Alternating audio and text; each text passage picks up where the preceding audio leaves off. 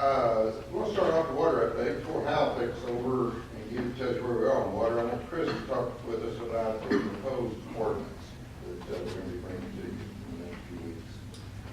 This is an ordinance that is kind of going to consolidate some things that we already have that are scattered through, specifically the Unified Development Code and some other city ordinances, into a centralized location. They talk specifically to what's technically called sanitary and pollution control areas. It's our city wells and how things relate around the wells, specifically some land use things and regulations. For instance, that you can't put a sewer line within 50 foot of a wellhead. In large part, it's things that we already have, but right now the difficulty is come over here and pick out one ordinance, come over here and pick out an ordinance, you kind of cobble those together and you get the totality of what we need to specifically address Texas Administrative Code Section 290. It's going to be much easier just to adopt an ordinance that will put those all in one specific section where we can have it all in one piece. Should come to you in the next meeting. There will be no change whatsoever. It is just consolidating that. Main purpose of that is when TCEQ comes out and inspects us, we can hand them one ordinance to show that we prohibit that. The landowners that adjoin our wells, for the most part, we own most of the property around our wells. What's that distance? There's 50 foot and 100 foot, 50 foot apiece. For the most part, we own all that. There are some examples of single-family homes. If you think about our well at 1400 North Main, there's single-family homes to the east, single-family homes to the west, across Main Street, and a little multi-family, but there's nothing around there that is of any concern that we're going to be restricting their use. It's just virtually no change. It's just consolidation. It's going to be easier to adhere to those regulations. Questions on that? That is, that very forward, and then that will be a. Yeah, hopefully just be in the chapter 86, which is our utilities, water. All right then, Mr. Craner. Mr. Craner is fresh off the boat from Israel. And, at some point now, hopefully he's going to bring us some pictures, not the council meeting. We can do it at council meeting. Yeah, we'll probably stick to this here. We have more water than they do, right? Yes, sometimes. Some places. Yeah. Water update, a couple things, and you mentioned that change. We're going to be coming to you in April, bring you an update and an ordinance update on our water conservation and our drought plan that has to be submitted by 1 May. So sometime in April, we'll bring those adjustments. TRA is doing theirs, it's required every 5 years, and ours is due, and so that will be coming to you. The water levels, I was hoping while I was gone, y'all have some rain, but I think you got a sprinkler too, and that wasn't enough. And we're continuing at the same rate we were, and the problem is it's about 10% lower than it should be. We're going through the rainy season now, and it hasn't been very rainy season, so we could be in dire trouble this summer. So we'll see how that continues to progress. Speaking of the wells, we had 6 firms submit proposals to look at our 3 wells. I narrowed it down, and we picked Hardin and Associates that actually will be the one that will come in with their proposal. We'll see. They'll actually do the evaluation to tell us what's wrong with our wells and what we should be doing and what it is that needs to be done to get them back running in an efficient operation, or what not to do. So we'll look at that in total, and hopefully in the next couple months we'll have that report back and be done with that. And the last thing I had is the water forum. Even though I wasn't there, I heard that there was a good turnout.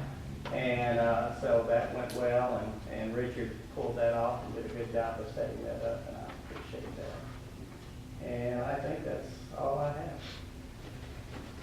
One question, how could you review or remind us on those triggers for those stages? The next stage is 60%, Okay, and we're at 72. What's that, stage 1? Stage 2. That would be stage 2, okay. And what does that trigger stage 2?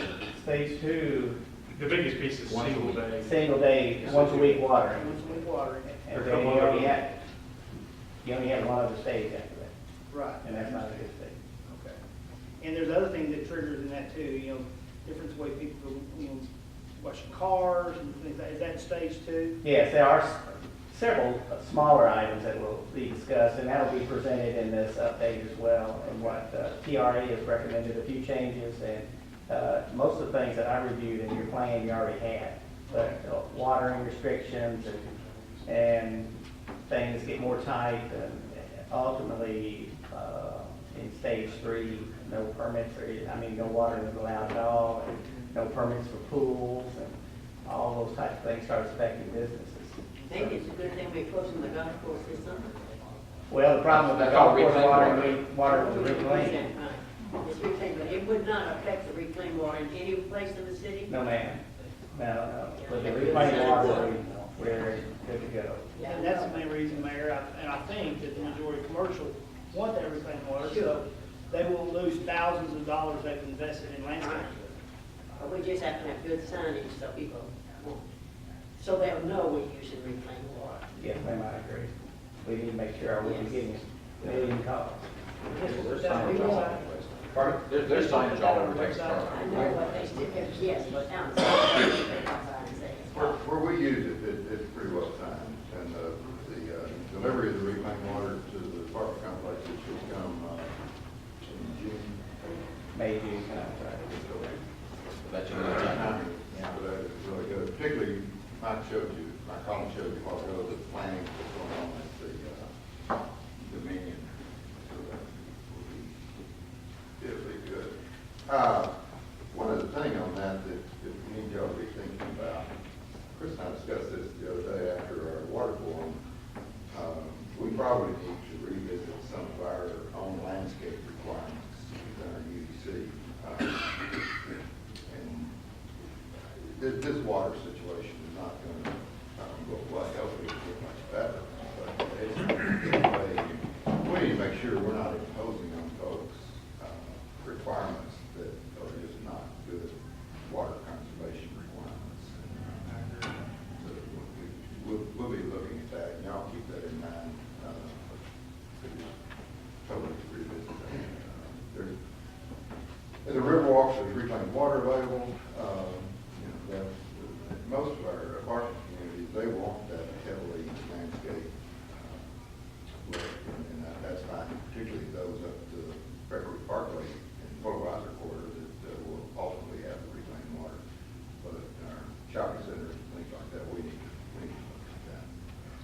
You look at the islands in parking lots and shopping centers.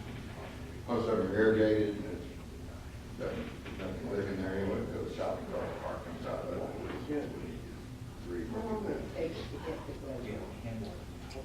Well, the mayor's asking how long it would take to get reclaimed water to Clay Park, and there is no current plan to get it there. It just goes up to Mid-Cities, or just north of Mid-Cities. They're along Beverly Parkway. That's it. Hopefully we can extend it. We'll be talking with you about a trail project in our upcoming budget on Blessing Branch, and we would expect that we would extend that water line along that trail project that would get it close to the park. But that's what it's going to take as we go through the years. It's just every little project we do to look at the possibility of extending that. If you read recently the water woes in Wichita Falls, they are just nearly out of water, and they're going to they're applying now through GCQ for permits for direct reuse. Be pretty interesting to watch how that works out. Critical issue. The state requirements, the state allowing xeriscaping that supersedes HOA CCRs that's now allowable, does that in any way override any of our regulations? I don't think so. I'm not aware that it does, but I'm not familiar with that, to be honest with you. It's something we need to look at.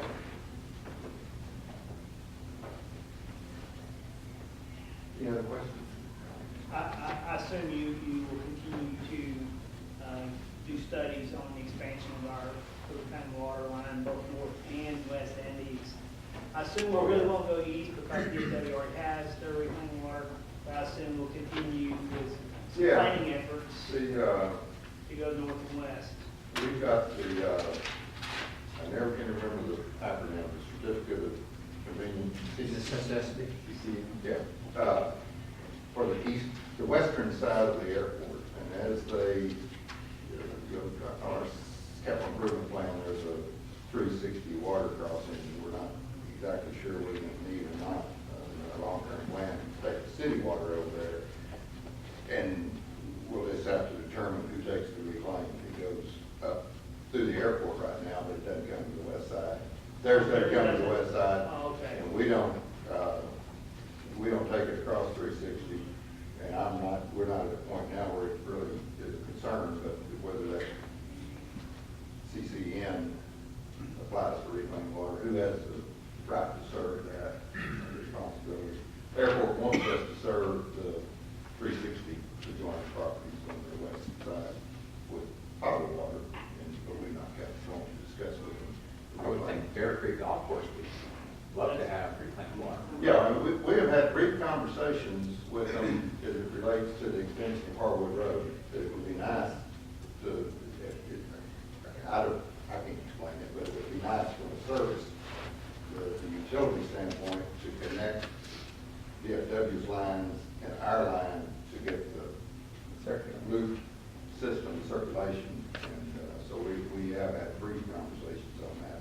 But that's Is the pump station we're putting in, will it be powerful enough to, if we end up expanding years down the road to Glade Parks and throughout the city, or are we gonna have to put another pump station in somewhere downstream? One we've designed is expandable, but whether it would ultimately do the system, probably not.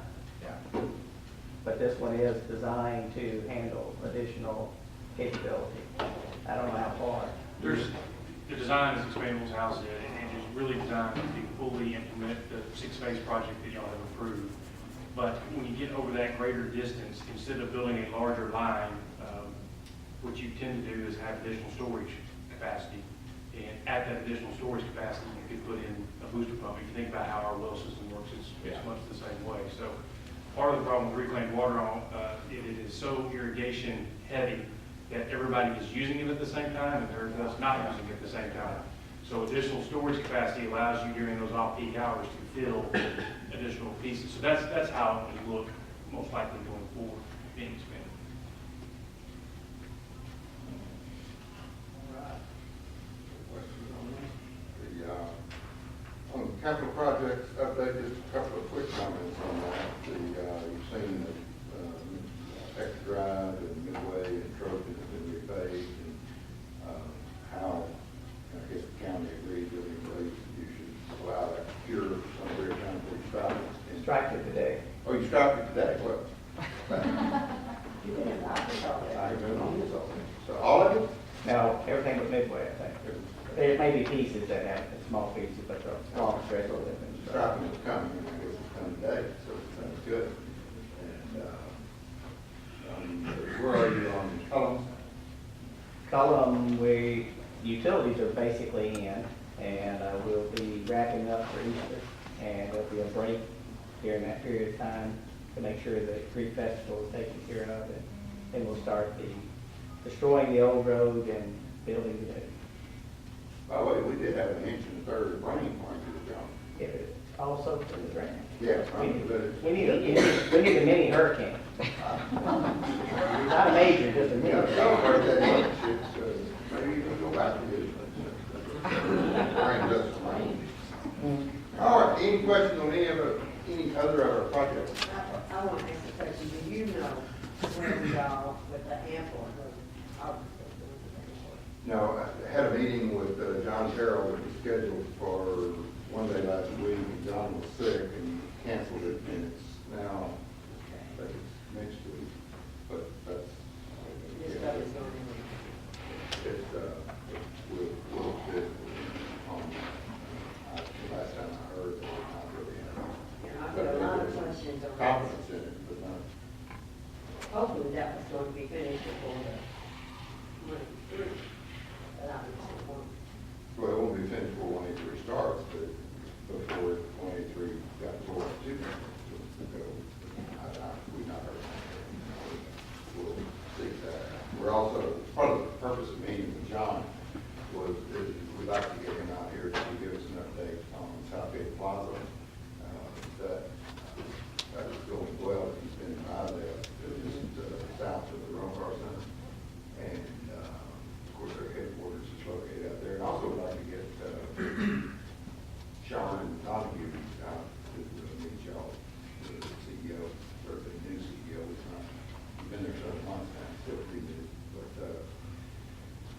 got a lot of demand on these cameras now, so I don't know that have radio conference that we can get him out here, but that's part of the effort, so.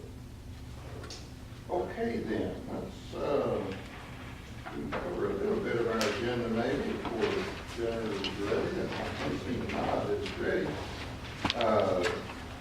Education, we give them to Brown, and Stevens, presentation report month for April, Jason Ferris. Kyle, you'll be doing that? Yes, sir. Jason is a great guy. He was up here late one night last week as they were trying to work on our voicemail, which by the way is not yet fixed. But I asked Jason if he's the only one that ever volunteered for overtime, because anytime there's night work, it's generally Jason that stays. One interesting part of that, Jason read his bio, I'm sure Kyle will tell the crowd there tonight, is that Jason is the police chief in College Bank. Yeah, College Bank. So on a part-time basis. He's an interesting guy, a really great guy. And then the presentation proclamation for the Child Abuse Prevention Month. And Janine is going to give another presentation on the comptroller leadership circle award. Really proud of that. I want to make sure that the audience is aware of that. Then our consent agenda, item number 4 is award bid 0004-14 for asphalt slurry seal and micro servicing contract. Al, anything to on that? It's just really a placeholder in case we want to use it this summer. All right. Item number 5 is item authorizing the mayor to negotiate and execute a lease agreement for the use of the city-owned building at 201 West Jewett Boulevard. We can discuss the details of that lease in closed session. That is the old fire station number 3, and the users would be concrete for laboratory testing. Especially at marketplace. Item number 6 is authorizing the city manager to execute an engineering design contract with Koski McGinnis and Associates. You hear us talk about that group, it's normally referred to as MMA. And this is for the design work for the Glade Park Trail Connection Project. Ray, did you want to tell them a little bit about where we are on that, what we're doing, the big picture of that? Well, in fact, we met with the textile local office today to talk about the easements we need to construct the trail under the bridges at 157 and 121. And this is a critical piece, not only for that, but also for the grant application itself. Because if awarded, they like to see projects that are further down the road than just a grant application. So we're excited about this, and that MMA obviously has a vested interest in what's going on out there. It's been great to work with so far. We've met with cities of Colleyville and Bedford, and they support our project as we hope they would, and we'll write letters accordingly so that we can submit those with the grant as well. So grant's actually due in May. We won't know anything until probably September, whether or not it's funded. We feel good about it, but I'm sure every other city that's submitting an application feels good about theirs as well. So, but all the pieces that we need to come together, it looks like it's all coming together for the grant application. So we're excited about that. This is an important project, not only for us, but regionally for the trail. It's a major piece that's missing there. So we're very hopeful. Quick question on the trails, if you don't mind. A quick question on the trails, if you don't mind. Concerning fire and police response.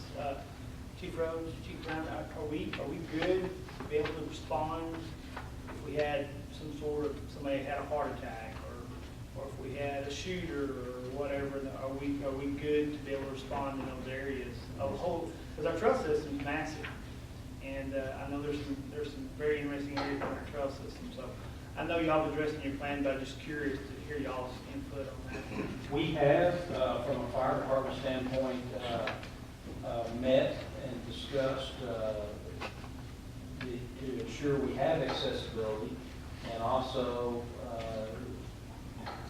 kind of like what the Buffalo Ridge Park is, just knowing if we get somebody that has an issue somewhere along the trail system, is our ability to identify where that's at. So that's something that we have actually been talking about very recently. And it got me thinking more about it after the most recent discussion that we had with Ray earlier in the week, or on Monday.